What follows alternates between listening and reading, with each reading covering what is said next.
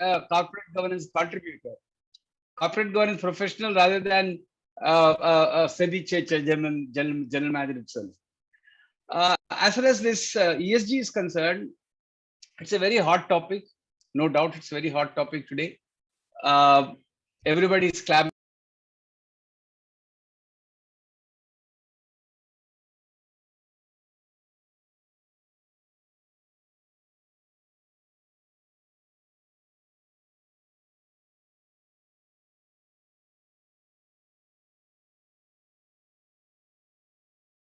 So I think you got cut.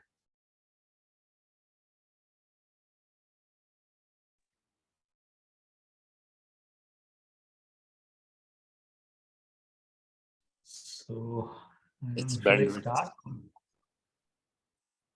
So they have disabled screen sharing. Can you enable screen sharing, please? Hello. Yeah. Can you enable screen sharing? Yeah, please? sure. I'll just connect with the VRN sir and ask him to get back on the meeting. In the meantime, I'll enable screen sharing for you, sir.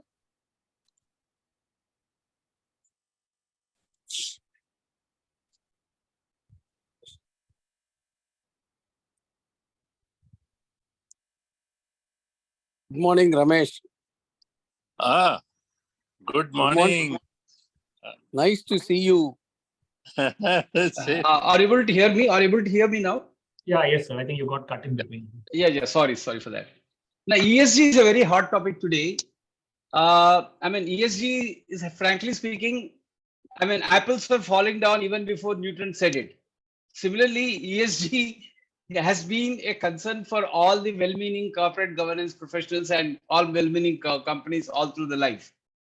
What all ESG would mean is that you have to be friendly. You should take care of the society, environment, and governance as such, which will mean that you have to take care of investors' interest, customers' interest, employees' interest, supply chain participant interest, community around you, environment in which you are going to work, etc., etc. Peter Drucker talked about corporate business responsibility and so on and so forth. The same thinking is continuing with a more granularity in terms of what all these responsibilities of a society would mean. There's also profound thinking saying that it's not only the investors who are bothered about the business, even every stakeholder is interested in the business, because let us assume for a while I buy a cell phone and cell phone company disappears. What will happen with my cell phone? Therefore, we want cell phone company to continue. I mean, similarly, every business has to sustain itself to be able to continue to render services, not only to the customers, not only to the investors, but every stakeholder around it. The problem is, I mean, if you look at the statistics with respect to the importance of ESG thinking and ESG consciousness as among the investors, etc., we find that money is flowing into the ESG well-rated companies. This is a trend that is happening across the globe and in India also. The moment people see that something is very favorable in a market, people would like to jump into the bandwagon, and therefore many people are trying to be ESG compliant in different ways. And there are methods in which people are trying to do greenwashing of their own companies to see that they get the benefit of hobnobbing with ESG compliant companies. That's the reason why regulators come in picture. If everybody is honest and everybody is doing their business as expected of them, there's no problem at all. That's just like what Krishna said in Bhagavad Gita, when the sins grow, he will take incarnation. Similarly, if the industry does not behave, regulator sets in. The ESG regulatory trend that we're talking about is a reflection of ESG rating, possible malpractices, ESG greenwashing, possible malpractices, and therefore create a regulatory framework so that everybody behaves with respect to ESG and nobody gets cheated in the name of ESG. There's a broad understanding I have about the subject, but I do not understand between you and Mr. Pradeep, who is this authority of the subject. I now welcome Mr. Pradeep Ramakrishnan to take the session. Sucheta, please give a brief introduction about him. Thank you. Sure. Good morning. We are privileged to have with us Mr. Pradeep Ramakrishnan, who is a fellow of ICSI, Company Secretaries of India. He is the general manager of SEBI. Hello. Yeah, we're able to hear you. Carry on. Yeah, he's the general manager of SEBI, And since 2002, he has been working with SEBI in different departments. He was handling corporation finance department with regard to, he was in charge of issues and listing and compliance and monitoring functions. And currently he handles issue and listing of corporate bonds at the Department of Debt and Hybrid Securities. He is a graduate in commerce, and he's also a fellow of ICSI, Company Securities of India. Prior to that, he has handled various positions in the Secretarial Department of Madras Fertilizers Limited and Kothari Petrochemicals Limited and other portfolios as well. So please join us and let's unravel the mystery of ESG with our eminent speaker, Mr. Pradeep Ramakrishnan. Over to you, sir.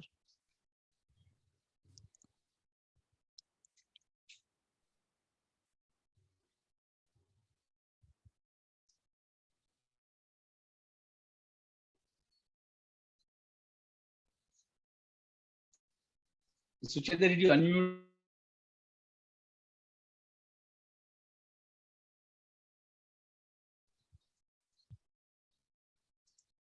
Hello.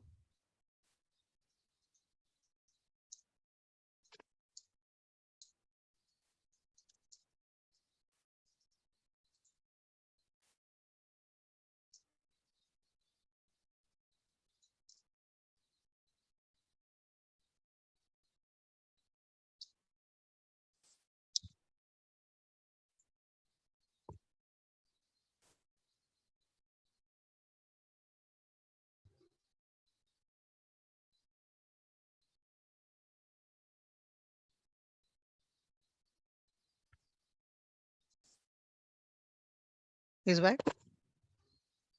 Yeah, he's there, but he has to unmute himself.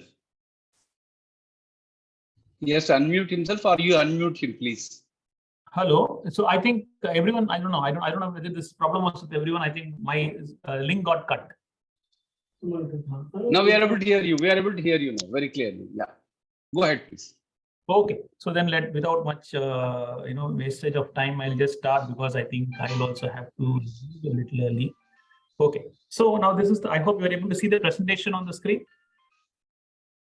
Yeah, we are able to see it. Yes. Okay, so today's agenda, first of all, thanks a lot to Mr. Narasimhan and to Ananda Subramaniam and Mr. Viswanathan and Sage for inviting me for today's program. Thanks to all the participants for coming so early on a Saturday morning and to listen to a program on ESG. So what I'm going to cover today largely is going to be about ESG, sustainable investment, and greenhouse gases, etc. But generally, what I do is that when I start my presentation, well, you must have normally had presentations about VRSR. You will have presentations about green bonds, about ESG ratings, etc. My presentation generally starts with what exactly is the idea behind ESG and what is this whole hullabaloo about ESG. So today I start with what are exactly the three pillars of ESG, which you must be knowing by now. Everyone knows this. Environment, society, and governance is what it's all about. But let us just go back in history as to why this whole thing has started and what is why is it gained so much prominence today. See, the way we do business has evolved after a long period of time to being the joint stock company. The way in which businesses are being carried out is through a joint stock company, largely these days, apart from firms, etc. And this is supposed to be an optimum way to do business. And the concept evolved around the early 1600s, 1700s in Europe, then it spread to various parts of the world. And now it's supposed to be the most common way in which companies do business. Now, we all know companies need money and they take money through equity and debt.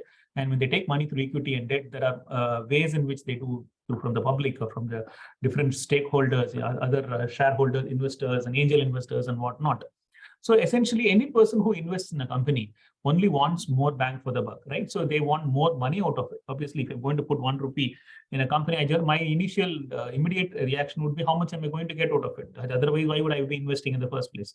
So initially, that is why you have companies which are called as blue chip companies. Blue chip companies in a game of poker, the chip at the topmost, the chip with the most value. That I dare to stare him. Hello? Thought maybe I broke somebody's nose. Sorry? Are you able to hear me? Yeah, we're able to hear you. Somebody has switched on their mic as well. So we have to mute everybody else, please. Yeah, go ahead. Go ahead. So, yeah. So in a game of poker, the chip at the topmost head of the pile is a blue-colored chip and supposed to be the one with the most value, which is why a company is known as a blue chip in case it generates the most value. So that is where we have the concept of blue chip companies coming around. Now, obviously, blue chip companies generate even more wealth, right? So essentially, it's all about people wanting more money out of more money. But around the 70s, 1970s, the concepts of global warming, climate change, etc., started, gaining traction. Now, what exactly is global warming was coined by a scientist called Wallace Broecker in the US, and what exactly was climate change is something which was coined by the United States National Academy of Science. This was in the year 1970. Within a gap of 4 years, these two important terms, which are part of our everyday vocabulary today, got coined. And around the 1980s, the concept of responsible investing started gaining fruit because everyone started finding that two things people realized. One, what people realized was the planet was indeed getting hotter, where I'll show you a couple of slides which show as to how hot it is. And then they also realized trying to colonize different planets and different moons of different planets. We know that there is no planet B. This is the only planet on which we have to live. So when these things started sinking in, people started looking at, okay, what can I do to ensure that, of course, we can't stop the planet from becoming hotter because of our own, crimes and misdemeanors. But the fact is that what can we do to reduce the amount of heat that we are all emitting? So, but before I go into that, there is some political thing which I want to tell you. Please watch this Hollywood movie called Vice, VICE. And I wanted to watch this movie not just because of a very small reference to climate change that comes there, but it's also about how a vice president, a person who does not seem to have powers, which is a position which is supposed to not have powers, okay, the vice presidentship, how a person shows that a vice president can have powers and what all the person can do with that powers is something which comes out in that particular movie. But why is that movie important? The movie is important because it portrays the life of Dick Cheney, and that person is very important today because around 2014, he said that let the press start speaking about climate change instead of global warming. And why is that? See, when you look at global warming, the word term global warming evokes a lot of emotions among us, and it looks as if there is going to be something which is burning around us, right? That is what is all about global warming. Whereas it's about climate change. Now it's working. Yeah, thanks. And climate change does not evoke as many emotions because there is no term in that which is, sort of giving as much. It does not inflame the passions as much. So just imagine even terms, how they can, sort of have an impact. So that is from where now today a lot of impact on our views, our comments, etc. Happens due to the press, right? A lot of our views are shaped by press, our thought is shaped by press, media. Now, in particular, we also have a lot of impact from the Western press. Like you have Financial Times, Economist, etc. There, of course, are a lot of things that we also learn from these things. But that is also this whole when they started, sort of reporting more about climate change rather than global warming, though both mean the same thing. Then today it so happened that people have started using climate change. And the reason why Mr. Cheney advocated that was a lot of lobbying from the corporate, saying that if you are going to use that, then it's going to sort of create different passions. Climate change does not evoke so much emotions. Okay, and when does this whole concept of ESG get coined? In 2006, then it's first mentioned in the United Nations Principles for Responsible Investment. And the people who made the movement of ESG possible were obviously the people, institutional investors, because institutional investors were people who, who of course are, why do we need institutional investors, and why do we say they sort of further a movement? Essentially, as I told you, the person on the road, the retail investor would obviously like to have more money for whatever they are investing. And they would not have perhaps the information that an institutional investor has. And secondly, institutional investors are also supposed to be people who are pillars of governance, which is why, we look at stewardship code. When we have put out the stewardship code for institutional investors, it is more with the belief that they will sort of further the whole concept of governance, etc., amongst people. Now, institutional investors are the people, and also the reason is that I don't know whether you have heard about this term called greenium. Now, what is greenium? See, suppose we have a bond on which I'm a company, I'm issuing a bond, and I have to pay an interest of 7% on that bond, and it's a normal bond, right? I mean, normal bond means it's not a green bond. Now, suppose that the same company comes with a green bond.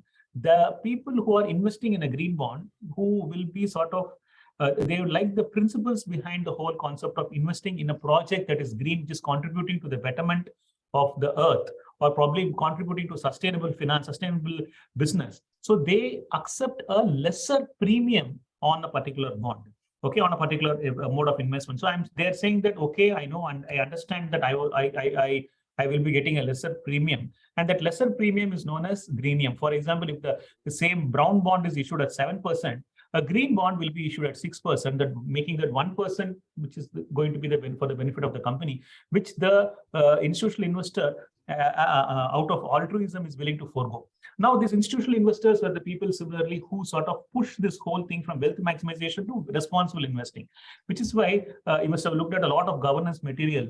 Initially, people are all talking about shareholders, like protection of shareholders, etc. Now, if you look at even the Companies Act, Section 166, it talks about the stakeholders, right? Does not business should be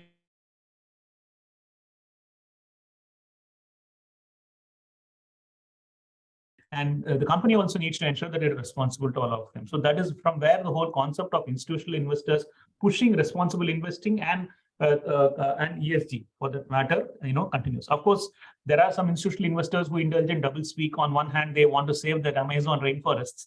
On another hand, what they do is that they sponsor F1 races in Monaco. That's a different set. But of course, there will always be the good and the bad, so we'll have to take that up with the smooth. Now, we'll again coming back to the whole thing of greenhouse gases, because the whole thing about warming, heat, etc. of the planet, like I just look outside, it's actually very hot. Now, and we are looking at how there are two ways in which the planet gets hot. One, like the sun comes down, this gets naturally heated up. Secondly, artificially, man is responsible for the greenhouse effect. You have carbon dioxide, methane, nitrous oxide, etc. All these things coming out of factories, vehicles, and our own air conditioners, etc. Now, if you look at natural way of getting warm, how does it get warm naturally? Whatever heat that falls on the earth, 30% goes back to space. 70% is absorbed by the earth. But again, instead of absorbing the whole thing, 10% is again reflected back to space and 90% gets absorbed. That is a natural way in which the earth gets heated. The second one is the artificial one, which I was talking about. Now, these things are like burning of fossil fuels. We have got forest fires. Not only that, we have got our own, factories, and we have got whatnot, our own vehicles. All these things contribute to greenhouse gases. So this is what artificially heats up the earth. In fact, you will be surprised to know vehicles. Why? Whenever people talk about greenhouse gases, people talk about heating the place, heating the planet. They always talk about vehicles first, and vehicles are given most importance. You know why? Because vehicles are used by everyone, whereas factories, only a few companies build factories. It's not that everyone has a factory. Secondly, vehicles contribute to almost 51% of the total greenhouse gas emissions on the planet, which is why there is an uptake in electric vehicles, because people feel that at least I will be emitting zero. Of course, we'll come to that electric vehicle thing. What are the pros and cons of electric vehicles also. Now, this is what I was talking about. Now, as far as India is concerned, of course, we all know India is today we are the president, so we have to assume the presidency of the G20, and we are one of the few countries who actually believe, we walk the talk, we believe in what we talk. And we are one of the few countries who have given a good push towards electric vehicle adoption and other things as to how to further the whole ESG thing. Of course, firstly, we probably are the only country who have pushed in all principles throughout, even in Companies Act, through the LODR, through other regulations, etc. for companies, and for listed and unlisted, there are a lot of things about ESG. Now, we have said after the Paris Accord, I'll just explain a little bit about COP and Paris Accord and all that when we go there. But essentially, COP means the Conference of Parties. Parties here mean countries, and all these countries have come together. Around 195 countries came together and they have signed. So saying that, okay, let us contribute to a better Earth. Let us ensure that the atmosphere does not heat up by more than 1.5 degrees centigrade. Unfortunately, we have already almost crossed 1.5 degrees centigrade. To be very, I will tell you, I should tell you, we all have been people who have contributed to it in a way, some way or the other. When we drive our cars, when we switch on our ACs, we are all knowingly or unknowingly contributing to the heating of this planet. So similarly, that's we have said that by 2070, India has said that it will reach net zero, which means the amount of carbon that is emitted and the amount of carbon that is sequestrated is going to be nil. So which means that we'll have nil effect on the planet. So given our see, we have a long history, irrespective of whichever state you are from, each of us has a very long history. And if you just look back in history, just look back 200 years and before, all of us were using a lot of environmentally friendly things, right? I always keep giving this example. I gave one example, the similar example at the ICSA meeting on ESG also very recently at Chennai. See, there was one point in time, so we don't eat out. We eat today. Eating out is a part of our life, right? Earlier, eating out. Whenever I was growing up, I'm 44 now. When I was growing up, eating out was not a big was actually a big thing. It was an event. In fact, I don't even remember for many number of years I have not gone to a hotel or a restaurant. So those days when people, so the whole thing about parcel, etc., was not a concept at all at that point in time. There used to be something called carrier meals, where you will have to take the carrier to the hotel or the eatery. They will fill everything and they'll give you, and you take them back. So which means that it is a very sustainable thing. The only thing that they do is they only cook, right? So they don't do anything else. So they only cook, and then they only have, and then slowly when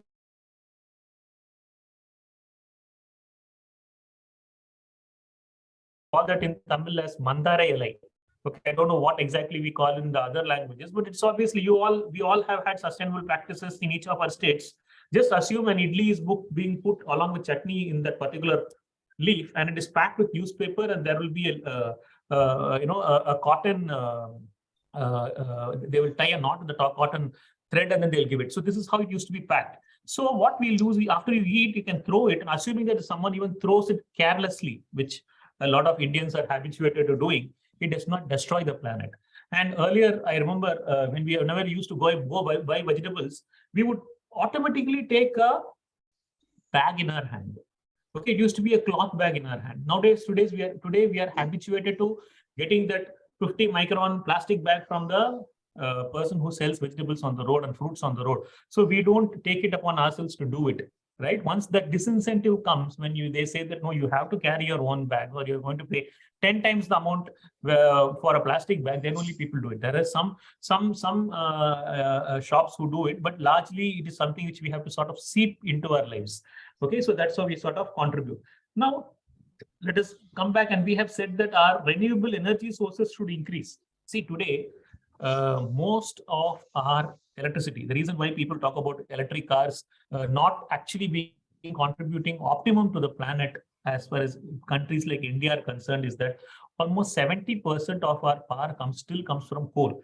It still comes from fossil fuels, which means that we burn for electricity. So there is no point in burning something and powering an electric vehicle. It sort of completely negates the whole idea behind which an electric vehicle was created in the first place. Okay, so that is where probably a lot of people say that, okay, we need to move towards renewable energy sources like green hydrogen and whatnot, even solar for that matter. There are so many other things which are there. Of course, they require a lot of, they are all labor intensive. And we also have to look at what happens to the batteries after their useful life is over. Now, coming back to, again, greenhouse gases and the world, the other countries. Now, you look at the world's major polluters. You have US, UK, the entire European Union, Japan, etc., which contribute to a huge amount, a huge chunk of the greenhouse gases. India and Africa contribute only 11%.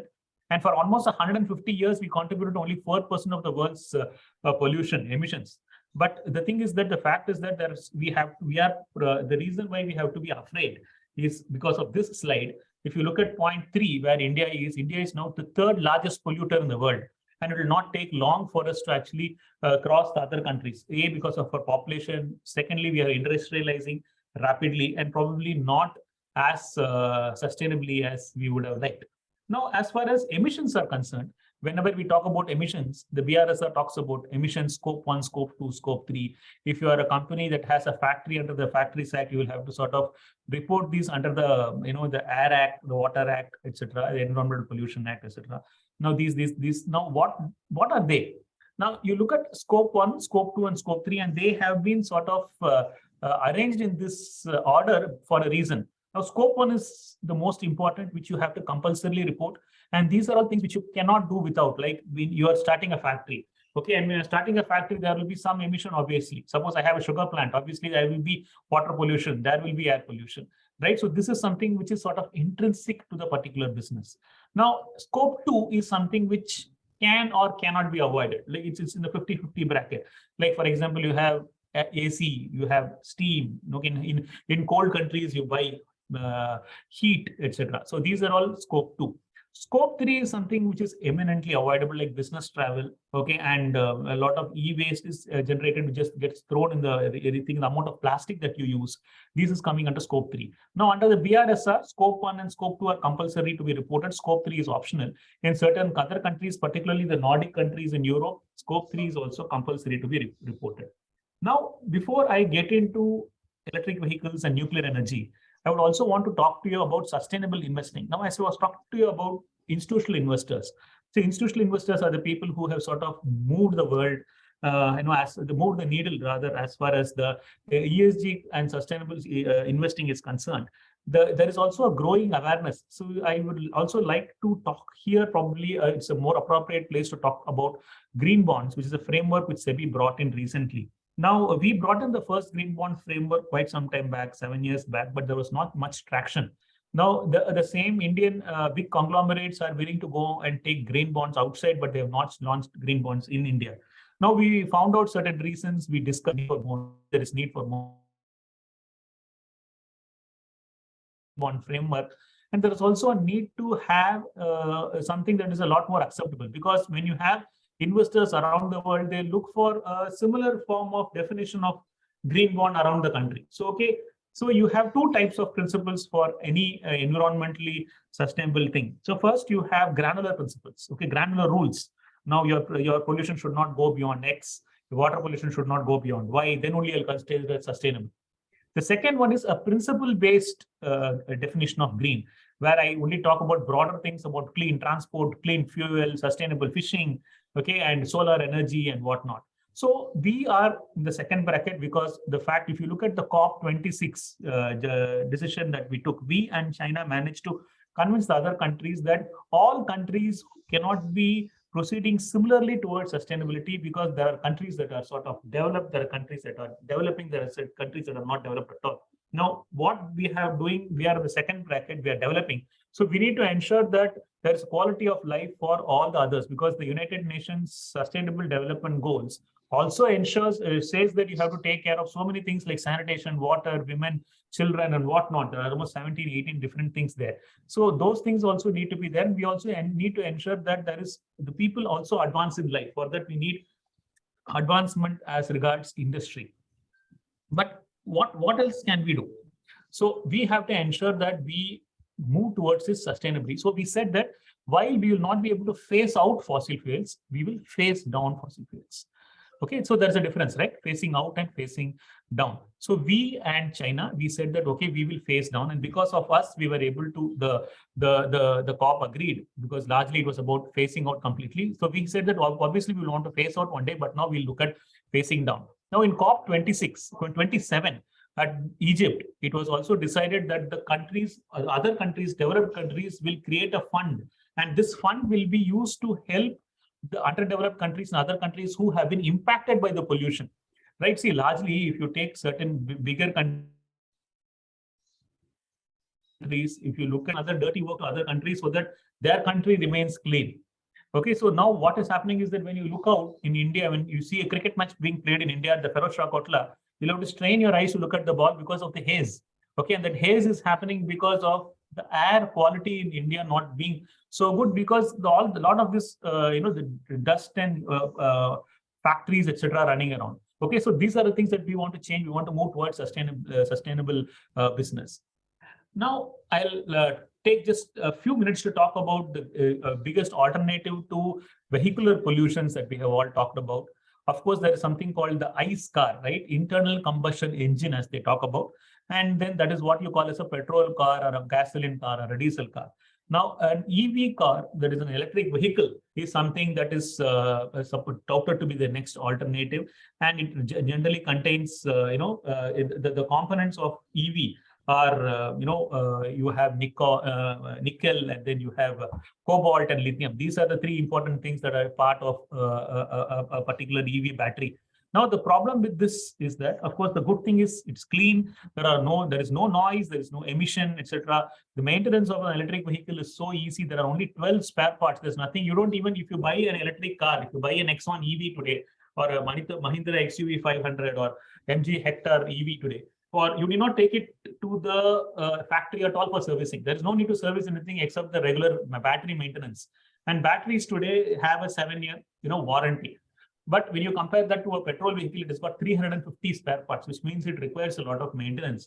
Secondly, obviously, we know the amount of noise and the amount of fuels it emits. So this is the advantage of the electric vehicle is this only thing. And the main thing about electric vehicles, as I was talking to you some time back, is about how are you going to charge it. The same electric vehicle being charged in Norway out of clean fuel, and the same electric vehicle being charged in India out of coal, out of burnt coal. So the impact on the environment is different. Okay, so though, of course, today they say there are studies which say even if you charge an electric vehicle with coal, right? I mean, like we are doing, it still has almost a 23% positive effect as compared to an ICE vehicle. So you don't have a problem. Please go ahead and buy that electric vehicle if you have that money and you're prepared to wait because of the long waiting period. Okay. Now the problem with electric vehicles, the thing is, I am in Bombay today. If I want to go to Pune, there's a possibility I will be able to reach Pune.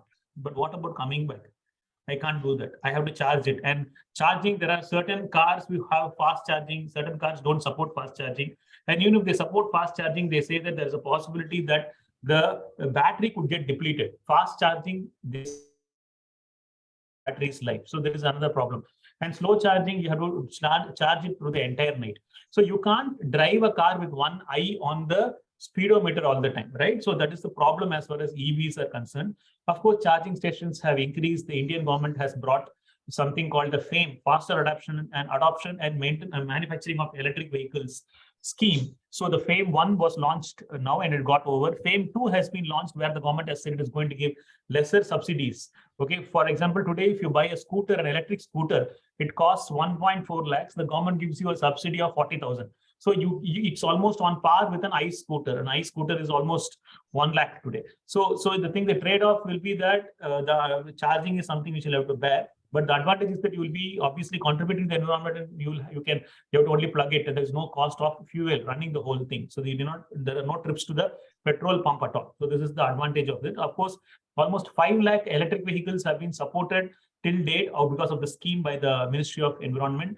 And we believe, I mean, the government believes that by 2030, almost 80% of the two-wheeler sales, not the ones on the road, the ones which are going to be sold, should be through electric vehicles. And there is also an ambitious project. Many states have brought their own dedicated EV policies. And there are lots of, there is an idea to have almost 3,000 charging stations. Of course, we are a very huge country. We even have the largest population on earth, which has been recently confirmed.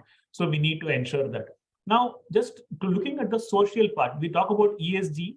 And in the ESG, as far as electric vehicles are concerned, there is a negative social impact. And what is it? I told you, in case of an electric vehicle battery, there are 3 important components, that is cobalt, nickel, and lithium. So where does this come from? It obviously comes from the earth once again.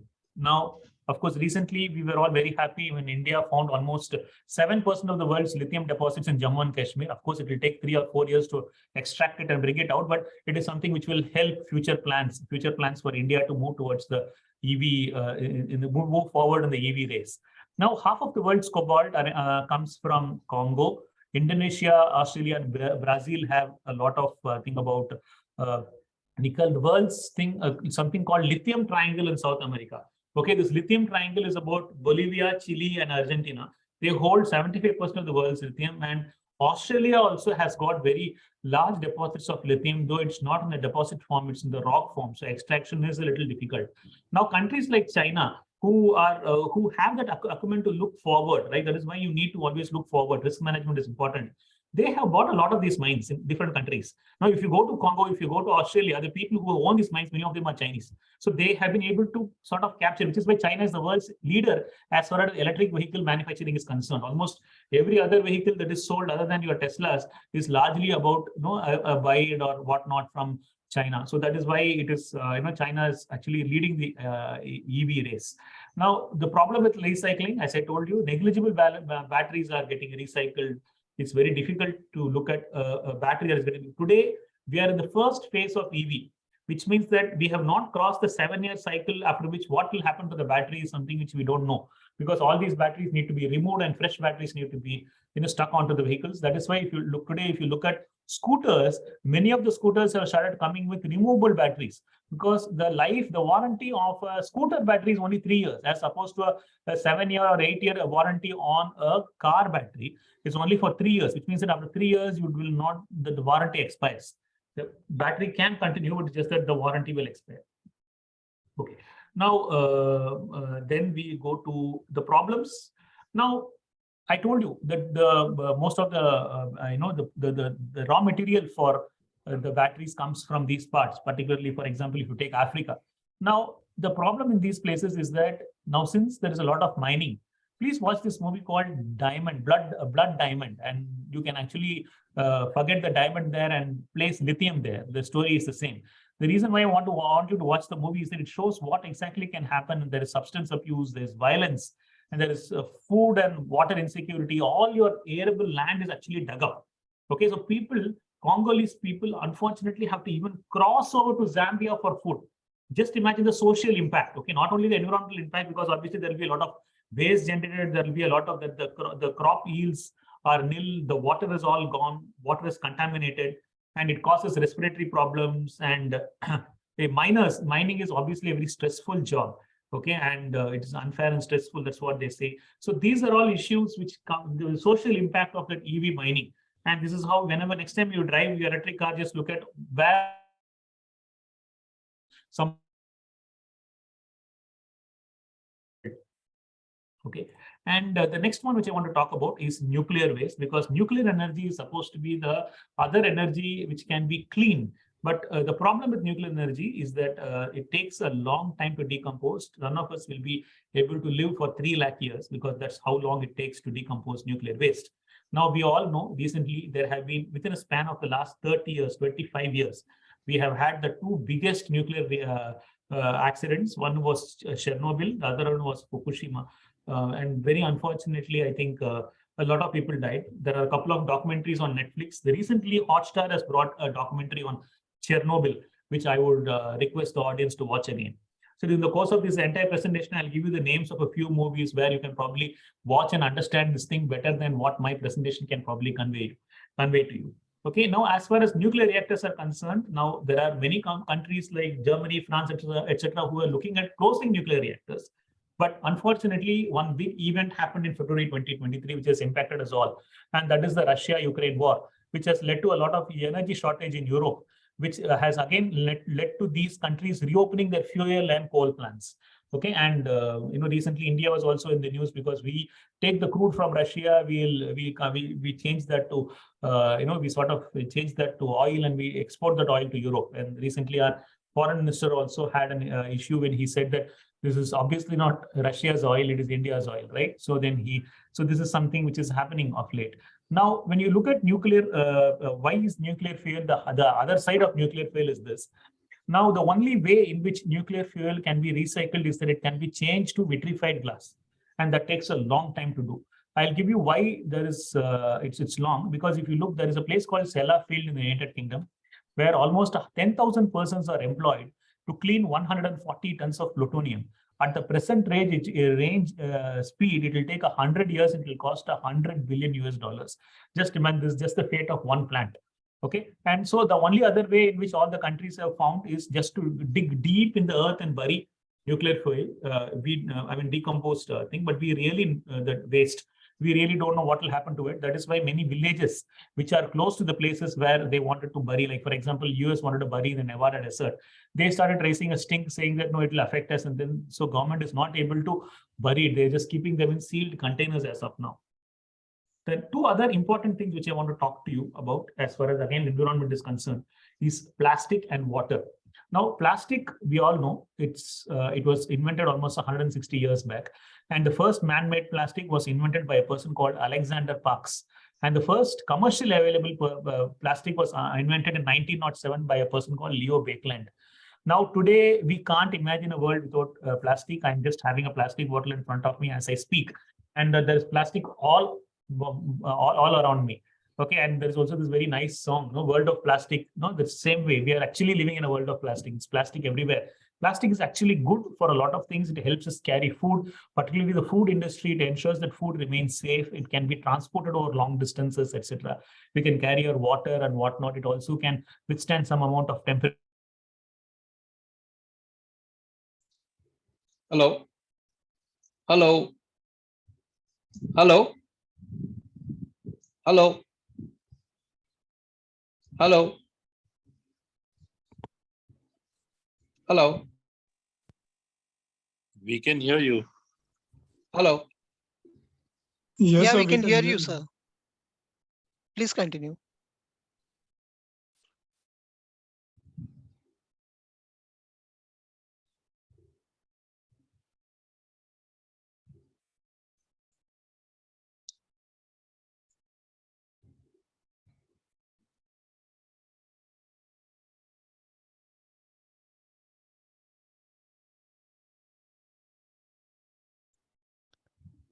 I think there is some connection issue again. Yeah. We'll await that.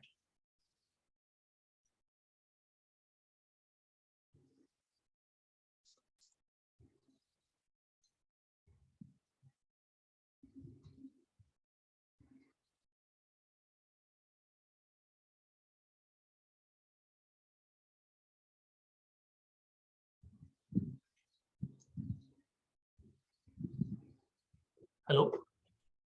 Yeah, we're able to hear you now. Yeah. Yeah. Okay, I'm sorry. I think I got cut. Yeah. Carry on, please. Okay. Yeah. So I was talking about plastic. So now, all these two trash boxes separately when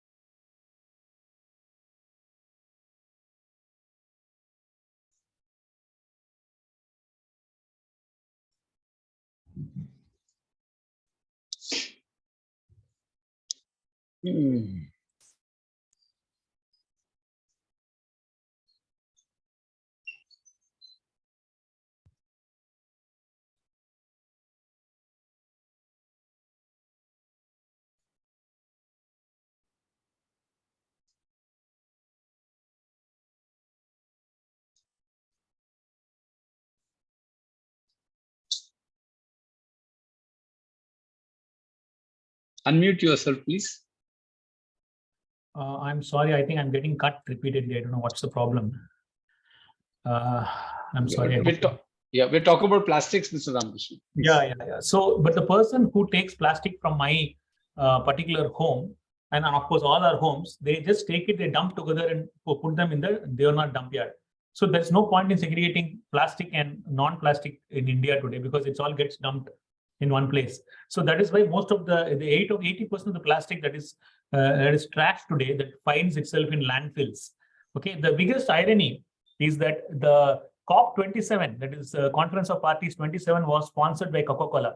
And why is it ironical? Coca-Cola is the largest user of plastic in the world. Okay, so that is why there is a thing. So that is where probably we have to look at things. Of course, I did speak about COP27. Now I'm going to talk about the other important thing before I get into society and whatnot. Water is very important, and we all cannot live without water. They say that the next world war will be fought over fresh water. And why? See, for every 100 drops of water that fall on the earth, only 36 drops of water are blue water, which means that only 36 drops are used. The remaining 64 drops are actually, they either are absorbed by the atmosphere or absorbed by the plants or the earth or whatnot. Only 36 drops are remaining. And out of these 36 drops also, we waste so much water. Okay, now if you look at the slide, Recently, we have had droughts in Europe. Recently, Italy even declared emergency over water last particular year. 2022 was a big learning experience for us. And East Africa had the worst drought in 40 years. Europe had the worst drought in 500 years. Okay. And in US, we all know that reservoirs dried up in California and other places.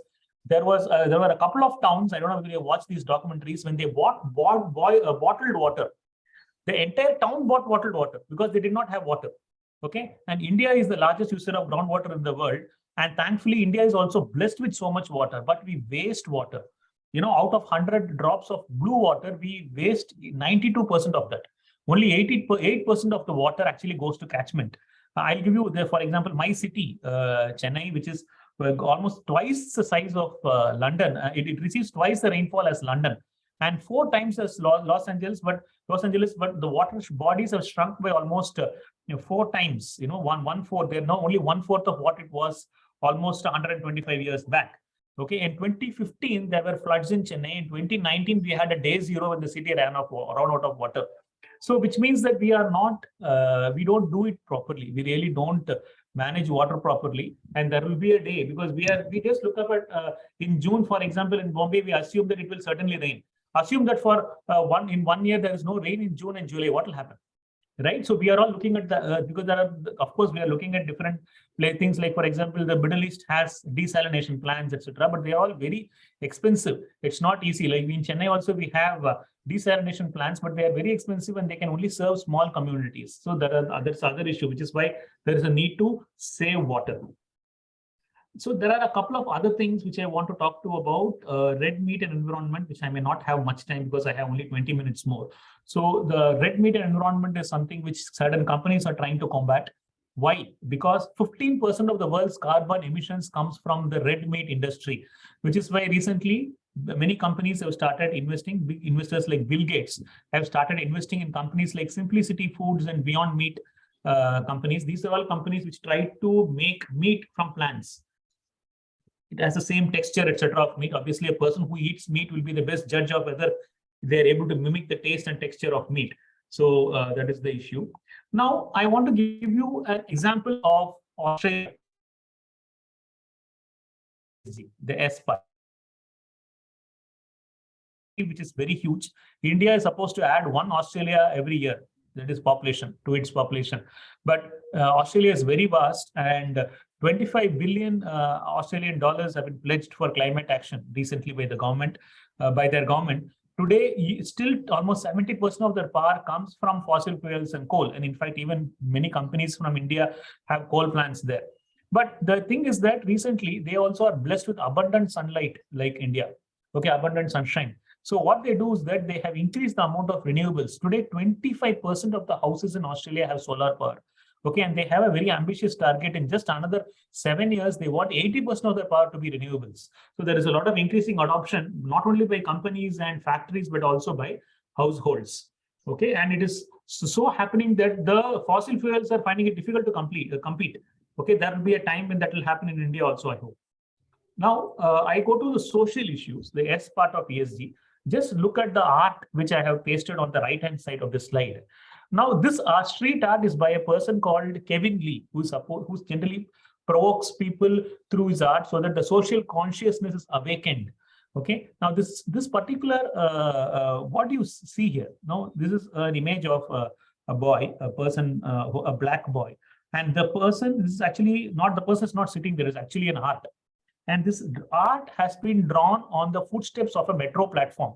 And it has been drawn in such a prominent place because people will step on this art and walk. And what are they trying to convey? And just like this art on which people step on and walk is also what we do to poor people around us. There is invisibility. Poverty is actually invisible. That's what the art tries to convey. Similarly, the same thing is there in our lives also. And I'm sure all of us, each of us does something or the other in their own way. I, for example, teach at an orphanage. There are so many others who try to, sponsor their maids' children. They do something or the other, like you donate to temples, to churches, to certain, Akshaya Patra, for example, some ashrams which feed children, old age homes, etc. Now, in some way or the other, we contribute to the society. Now, as I told you, Section 166(2) of the Companies Act states that companies need to contribute to the environment and society, right? Now, similarly, here also, how do we do it? I'll give you an example of an African tribe called Ubuntu. I'm sure you must have heard this word because it was made popular by Linux. And when Linux launched its operating system in the 90s, they named it Ubuntu. You know why they named it Ubuntu? See, Ubuntu is a tribe in Africa which believes that it's each for all and all for each. Okay. Now, what do they do is that suppose there is a running race and there are 10 people who run a race and there are 2-3 people who finish first. What those people, they don't go ahead and take the cup and run away. These people stand on the finishing line. They keep clapping till the others finish the race. And everyone starts enjoying and rejoicing after everyone completes the race. Now, what are they trying to say? They're trying to promote an inclusive society. They're trying to show that everyone, it's for everyone, right? Which is why when Linux launched its operating system, it said that it is not going to be a proprietary operating system. It's going to be an open source operating system for everyone, which is why we need to have something called, that is why we named it Ubuntu. Now, this is something which we also have to, in a way, we keep following. We all do in some way or the other. Companies also need to do, which is why the S part of ESG has taken a lot of traction nowadays. If you look at the BRSR, we have things like what do you do for diversity, right? Do you have enough women also at the workplace? Now, like for example, SEBI has almost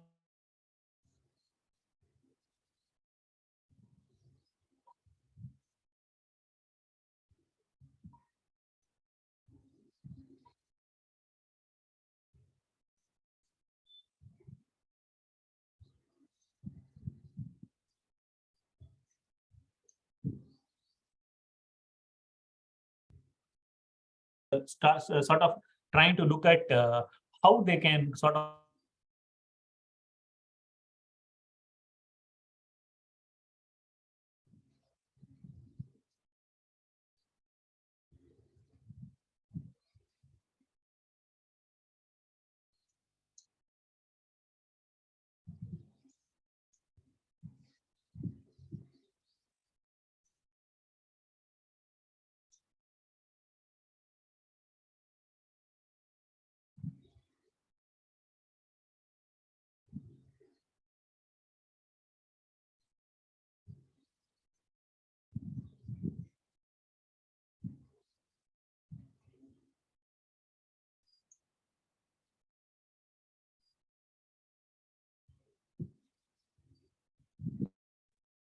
hello.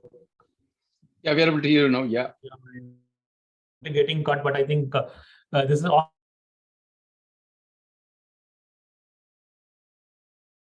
that is letting me down. I'm sorry, and thanks for your patience for waiting when it gets cut. So as I was talking about, what we are trying to do at our office, right? So 40% of our C-suite is actually women. Internationally, also 86% of the CEOs are only men. So there are many companies in the world, around the world, who try to have a diversity policy, which is also part of the BRSR. We try to ask you as to how much is your diverse, what is the proportion of how diverse is your board, how diverse are your employees, etc. And there is also a reporting requirement which is to be made. There are also leadership indicators as far as diversity is concerned. Now, internationally, also we follow something called affirmative action. Affirmative action is just like the reservation in India, where we try to bring the weaker communities up by giving them reservation. Like obviously, I'm sure many of your companies have quotas for specially abled people. See, 10 years back, if you had gone to malls, we never used to see a ramp, etc. Right? We have never seen ramps. But now, if you see, most of the malls have ramps, which means that they are also socially conscious that people who are specially abled also should look at enjoying life, looking at life like the other normal people like us. So these things are actually changing, and we have been able to accommodate so many things, right? So that's what is so called called as affirmative action. And affirmative action is something which is followed in United States. Though what they're trying to say is that recently, after almost 100 odd years of affirmative action, they're planning to close the thing down because there have not been much takers or whatever. Some colleges have announced that they will be closing down the affirmative action plan now because it's been in existence for quite some time. Of course, that is a matter for a debate for another day. But as far as India is concerned, now, while there may not be reservation policies in the private companies, there are different ways in which private companies also contribute in taking people inside. Like I told you about diversity, I told you about especially abled people, etc. Now, the other thing which I want to talk to you about is something called whistleblowing. And why is it important? It is also a part of the social part of ESG. And why have a sort of snap that at sort of jacketed that at the social issue. For any company, and I don't know, again, I like to refer a couple of Hollywood movies, which again you should watch. One is Erin Brockovich. I'm sure many of you would have watched this, but this is a very famous movie. It's Julia Roberts stars in it, and it's about the real story of a person who managed to fight a company which had released a lot of pollutants into the water of a village, which sort of affected the inhabitants of the village. The other movie is called Informant, and this Informant movie is about the smoking lobby, the industry, where there was an informant, a person inside who managed to let out information for the benefit of the world. So whistleblowing is something which companies need to ingrain. Obviously, the vigil mechanism policy is mandatory under the LODR and also under the Companies Act. But the issue is that whistleblowing, there are two sides of whistleblowing. One is the good side, where genuinely people blow the whistle. Second one, there is another side where you dismiss an employee for malfeasance or doing embezzling money, that person suddenly becomes a whistleblower. So I have been on the regulative seat. I've seen both the sides.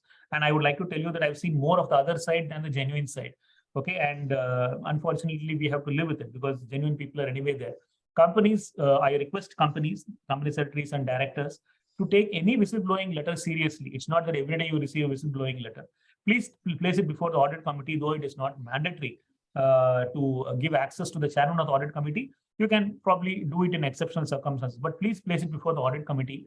I wish to tell you that India's largest accounting scam that happened, Satyam, a month before the whole scam was unraveled, there was a whistleblower who wrote a letter to the audit committee and to the auditors, and they actually managed to ignore it. Imagine if they had taken it seriously, what would have happened there? I mean, at least the certain people would have got saved amongst the people who have managed, because it was almost, it's as much a fraud on them as much as it was on the other people, right? So the issue about all these things is that there is gross misuse, which I told you. I hope, of course, that this will not deter India or Indian companies from not having whistleblowing policies. The other one is your RTA Act, which is also a similar thing. There are issues like the things like the POXO Act, which prohibits child labor. This is an explicit mention in the BRSR that you should not employ child labor. In case there are cases, they also have to be mentioned. And the ICC Internal Complaints Committee for Sexual Harassment has to be compulsorily formed after the Vishaka judgment of the Supreme Court. Essentially, the social aspect of ESG is about how does it manage labor, how does it manage its workforce, how much does it contribute to the society. Like, you can't have a factory banged in the middle of a living in the society, okay, in the residential area. Okay, and how does it take care of the trend of companies has taken a very wokeist attitude as to how many LGBTQ you are employing, how many British Asians are you're appointing, and that's actually, it's going too much, right? It's perhaps not what we want. We just want a diverse board. Okay, we just want a diverse board, and then we at least want a good percentage of gender mix. Okay, and what is gender? I mean, again, that is left to that is where probably countries like America are actually going much ahead. I don't know. I wouldn't use the word ahead. I would use the word different. Okay, but as far as India is concerned, at least we should ensure the adequate number of men and women on the boards of companies. And how do you deal with strikes? And there are consumer protests. Recently, I don't know, you would have watched this documentary. There was this person who talked about the amount of sugar which is there in a healthy drink, right? And the video of this person went viral, and the company issued him with a show cause notice. They issued a show cause notice to him and cease and desist, right, rather, and the person apologized and pulled the video out. But today's day and age about social media, which is why I was talking about the social aspects of business, the video, once it got banned, he apologized and the apology video or letter went viral, and the other people started sharing the video with a lot of anger. How can you sort of stop this? So much so that today the FSSAI has issued a show cause notice to the company to look at whether what it claims as a healthy drink is actually a healthy drink or not. Because the amount of sugar in the drink is almost 54% for, the amount. For example, if you take 100 gram of that healthy drink, 54% is just sugar. Then what sort of healthy drink is it, right? So this is the side effect, and what you should do is you should be sure. I was telling this yesterday in another lecture. The biggest damage a company can suffer today is not of loss or force of God, etc. It's reputational damage. Because once you lose reputation, you can't claw yourself back again.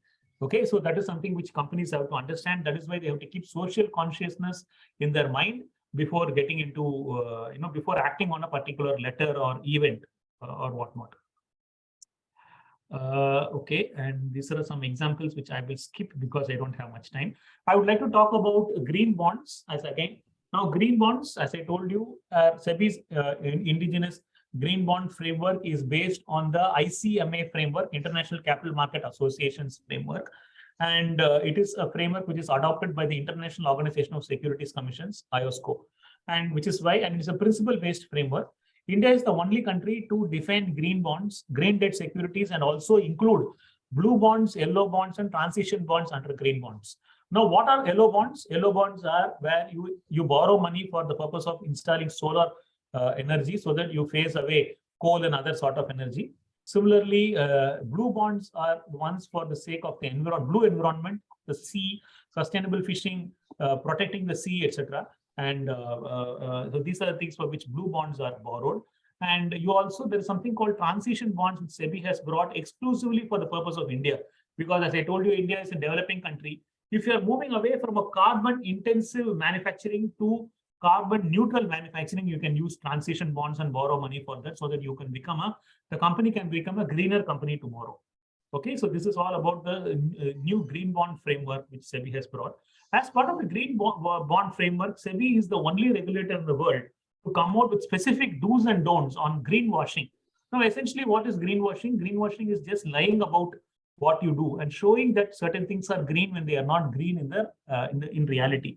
Now, greenwashing essentially is about misleading information. For example, there is a company, the British Petroleum, for example, they just changed the logo to green when after a huge Gulf of Mexico oil slick, right? As I told you the other one about Coke being the highest user of plastic in the world, sponsoring the conference of COP. Now you have a lot of institutional investors who talk about saving the Amazon rainforests and whatnot, and sponsor Grand Prix F1 races in Monaco and other places.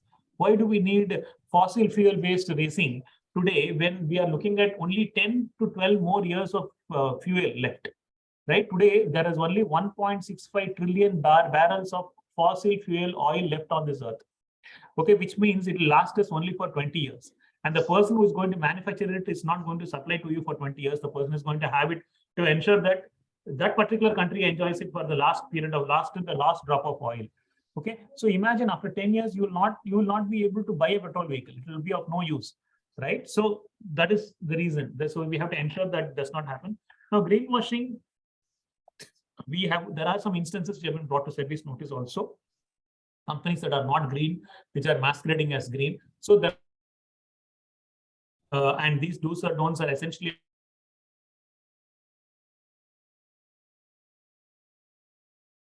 fraud in sort of defrauding the other investors and other stakeholders. This, for example, is a couple of cartoons about greenwashing. So here is an officer who wants to take 500 copies of the plan to go paperless. Okay, and so this is essentially this is greenwashing. Okay, I'll share this presentation with you. I hope Sage can share this presentation with you so that you can make use of it. Yes, we can. Okay? We can share. Yes. Yeah. Okay, great. And like SEBI, there are other countries in the world who are also doing it. I can tell you one thing. There is no uniformity amongst any country. Even in Europe, people are fighting because after the whole Ukraine war, Belgium started fighting with other European countries, stating that nuclear energy is not green. Because European Union has declared nuclear energy as green now because they need it they need fuels. Now, the whole idea behind certification, etc., is not about getting a good certificate from the West, because we have noted that there's a lot of hypocrisy in what is actually being sort of bandied about by certain countries. Okay, and so we are not here to obtain any certification from them. We are doing it for our own environment, for our own people, and it's going to contribute to the world. Okay, of course, but however, there is this slide which shows you about how a lot of other countries also have taken certain steps about greenwashing, etc. There are certain initiatives that are done, but SEBI is the only country to have brought about do's and don'ts of greenwashing. The other part of today's discussion, which I want to talk to you about, is ESG ratings. Now, ESG ratings are not subject to regulatory oversight at present. SEBI will be the first country, India will be the first country in the world to have an ESG rating regulations. We are going to also register ESG rating providers for the first time. The problem with ESG ratings is that it is very opaque. Many rating agencies have their own proprietary system of rating. There is no uniformity. They have their own sources of non-financial information, which has got a huge impact in ESG ratings, and they are not transparent. Okay, and they also rely very heavily on self-reporting by companies. Now, the problem here is internationally, there are a few rating agencies who have a lot of, who give a lot of ratings out, and they charge almost 6 times the fees as opposed to a normal rating. An ESG fund investment fee, investment manager fee is 6 times that than the normal fund. And that is sort of made use, done to make, they make use of everything to make money, right? So this is what is happening. So if you look at these slides, what happened to, what did MSCI do?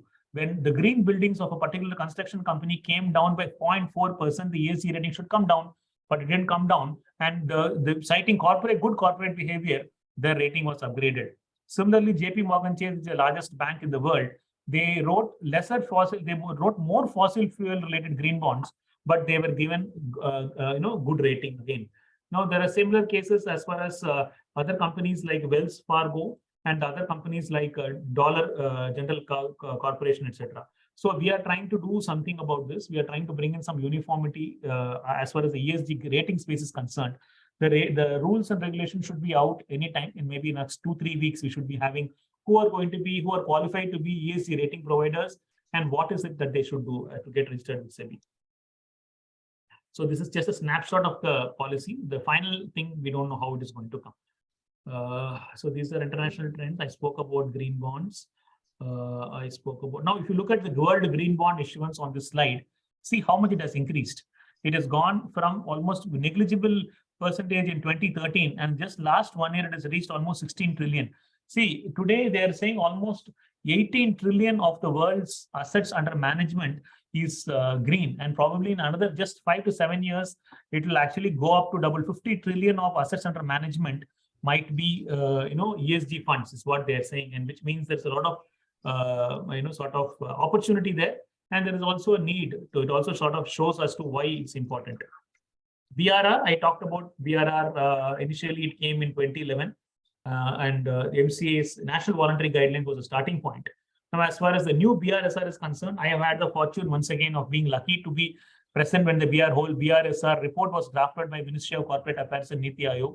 So SEBI, MCA and Niti Aayog and IACA have drafted that report, and that because of which the new BRSR has come into operation. Now it is made extended to top 1,000 companies, essentially to keep up pace with global developments, and also to take into account the Paris Accord and other signings that SEBI, that India has done. It's supposed to be a guiding principle, and there is also this United Nations guiding principles on business and human rights. The new BRSR is based on the NGRBC of the Ministry of Corporate Affairs, which came in December 2018. It is National Guidelines for Responsible Business Conduct.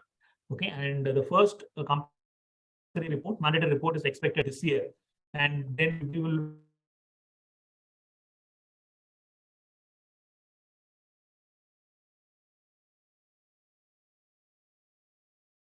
metrics along with analytical and qualitative reporting, which was there on the BRR. And there's a lot of granular information that is there. And obviously you have essential and leadership indicators also, which was not there in the earlier BRR. Fine then, these are the 2 other quotes I thought of leaving you with. Now, since the time was less, I had to rush through. So I'm sorry if I was a little fast today because my next meeting starts at 10:55.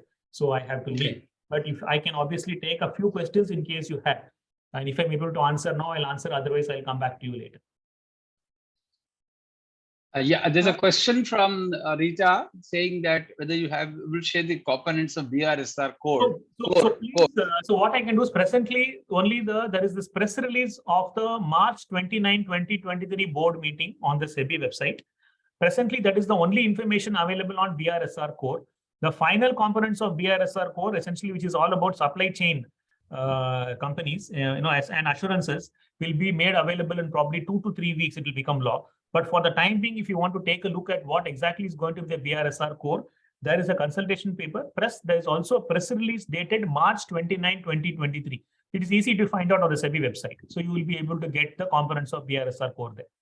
I have a complimentary on this question. Whether SEBI plans to give any kind of a training, training or guidance to the corporates once the BRSR core is finally announced. So BRSR has guidance. After the BRSR circular, there is a huge, almost 20-30 pages of a guidance note that SEBI has given. I'm sure if need be, we will certainly come out with the guidance note on BRSR core also. Fine, thank you. Are there any more questions? Otherwise, I thought I'll invite Mr. Ramesh to say a few words on the subject. Mr. Ramesh? Narasimhan, I think you're very kind to invite me, but I think this has been an excellent presentation. And really speaking, I think we are at a phase where we are actually triggering action, but we are far from the action on ground happening. Including through BRSR, there will be awareness created, there will be information which will be coming in, but we will have to be able to, shall I say, separate qualitative self-appreciation statements from actual honest quantitative measures which enable the reader to assess where an entity is compared to what should be the ideal goal which the entity should be having and where it isn't fulfilling. That's one part of it. But actually, I have a question for Mr. Ramakrishnan. The question which I have is, how does one balance this whole issue of environment, particularly when we are doing this push towards electric? For example, electric vehicles, all of the charging will be power generated from coal-fired plants. Yeah. So where do we draw the line? You know, on the one side, you are trying to save on, shall I say, emissions. On the other side, you are actually encouraging electricity through coal generation. Yeah, it's a good question, sir. But as I told you, today, the charging an electric vehicle through coal-fired plants does not give the necessary result as what an electric vehicle should actually give you. But I think we have to make a beginning. And as I told you, the oil on this earth is going to last only for the next 10 to 15 years. And obviously, the countries who are producing oil are the ones who are going to keep it to themselves. So I'm sure there is going to be a glut in the oil production and distribution after the next 5 years itself. So we will be forced to use whatever we have on our hands to charge electric vehicles. But over a period of time, I'm sure we'll be able to find other things like, hydrogen power is coming up. And we are also looking at India, in fact, is home to the largest solar plant in the world at Rajasthan. So hopefully we will be able to do this thing. And I take solace from the fact that man is probably the only animal who is capable of adapting to anything. And I remember when we were in 2020, we really didn't know whether we will survive the pandemic, right? We never knew. Of course, we lost a lot of our brethren in the whole pandemic, but we managed to survive. But I'm sure we will be able to find out a solution to this also. But as of now, at least just on paper, it says that if you charge an electric vehicle through coal, still it is 23% better than running it on oil. So that is what the studies say. Of course, now statistics are, they say there are 3 types of lies, white lies, and statistics. And if you torture numbers, they will sing whatever tune you want them to sing. But nonetheless, I'm sure I think we will be and aware is a huge tribute to the spirit of humankind. I'm sure we will get there someday. That's very optimistic of you, Mr. Pradeep. But I think I'm sure a charging station will come with solar power coming on top of it very soon. I don't think it's going to be far off from us in any way. Mr. Ramesh, you would like to have any more questions on this, or anyone else to have questions? Fine, perfect answer. I think I fully appreciate the Thank you. presentation too. I think it's an excellent presentation that we had from Mr. Pradeep. I don't think we can have a better presentation than this on this ESG issue. Definitely on BRSR, probably we'll have to talk a lot more. At that time, maybe we'll take the help and guidance of Mr. Pradeep on how best we can provide guidance to the audience on BRSR as well. Since he's in a rush to go to our next meeting, I don't want to hold him up. I thank you very much, Mr. Pradeep, on behalf of CH, on behalf of my personal self, on behalf of San Subramaniam, Sucheta, and everybody, and Mr. Ramesh as well. And thank you all for joining us. This presentation is available as a recording on our CH website, and our earlier presentations are also available. Kindly make use of them. Thank you very much. Thank you very much. Thank you. Thank Thanks a lot. you. Thanks a lot for your patience. Really appreciate it. Thank you. Thank you. Thank you.